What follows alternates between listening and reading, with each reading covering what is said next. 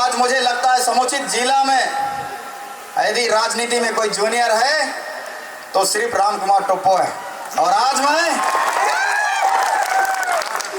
मैं इस मंच पर कितना सौभाग्यवान हूं कि मेरे साथ इतने मेरे मार्गदर्शक उपस्थित हैं, इतने समस्त कार्यकर्ता उपस्थित हैं। आज मैं इस मंच के माध्यम से मेरे सभी मार्गदर्शकों को, सभी कार्यकर्ताओं को सादर प्रणाम करता हूं।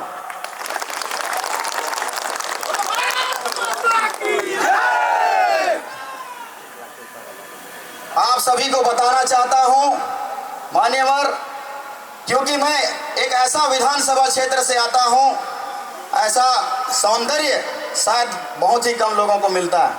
हमारे विधानसभा क्षेत्र में शिमला का एहसास दिलाने वाला सुंदर पर्वतमालाएं भी है, सुंदर झरने भी है, लहलाते हुए खेत की फसलें हैं और नदियों की जलधाराएं भी है और सुंदर पठार की तरह प्लेन जमीनें भी है।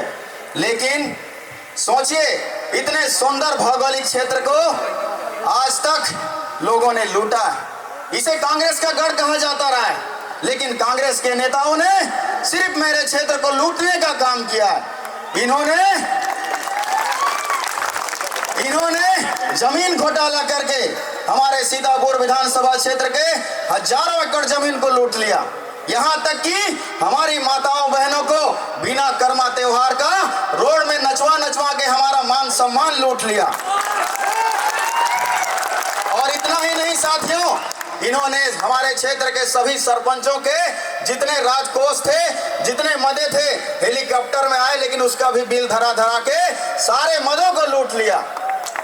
इतना भ्रष्टाचार कि यदि आज क्षेत्र में जब घूमते हैं आप तो जनता का जन समर्थन दिखता है, उसका जब मांग दिखता है तो मुझे पता चलता है कि शायद इसीलिए क्षेत्र की जनता ने पत्र लिखकर किसी फौजी को बुलाया है और शायद इसीलिए किसी बहन ने अपने खून से चिट्ठी लिखकर बुलाया है।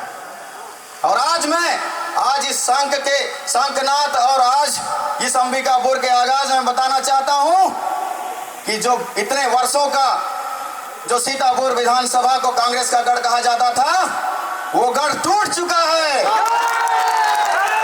और अब सीतापुर की धरती में जो आप सभी वरिष्ठ जनों ने जो कमल का बीज लगाया था, वो बड़ा होकर वो कमल बन गया है और वो कमल खिलने वाला है।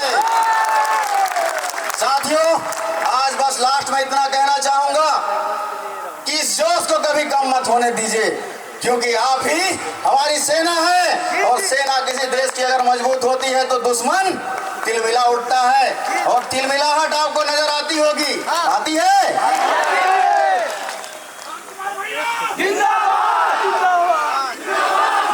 साथियों, मैं एक देश का सैनिक रहा और जब सैनिक का अपमान होता है तो एक सैनिक को बहुत तकलीफ होता है और साथ ही साथ इस देश की जनता को भी तकलीफ होती होगी।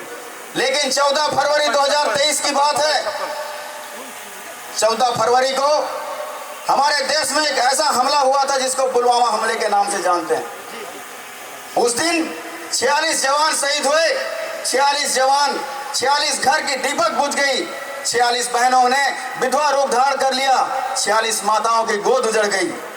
लेकिन उसी दिन को पूरा देश शोक रूप में, ब्लैक दिवस के रूप में मनाता है। लेकिन ये दुर्भाग्य की बात है कि मेरे मैनपाट की धरती में इसी साल 14 फरवरी को बड़ी धूमधाम से किसी की शादी की सालगिरह की बधाई चल रही थी, धूमधाम से कार्निवल मेला चल रहा था। लेकिन उस मेला में सिर्फ एक ही गूंज था कि शादी की सालगिरह की बधाई हो, बधाई हो, बधाई हो। मगर इन्होंने देश के उन जवानों को याद नहीं किया, उन्हें श्रद्धांजलि नहीं दिया, उन्हें सम्मान नहीं किया। तो आज उनके साथ न्याय होना चाहिए कि नहीं? आप बताइए जोर से, न्याय होना चाहिए कि नहीं? होना चाहिए कि नहीं? साथियों, मैंने अपना त्याग और समर्पण का परिचय देते हुए आज इस्तीफा देकर इस राजनीतिक मंच पर आया हूं और आपको ये कहने आया हूं कि अब बारी आ गया है कि देश के सैनिकों का अपमान करने वाले सरकार को उखाड़ फेंकने का। आप साथ देंगे?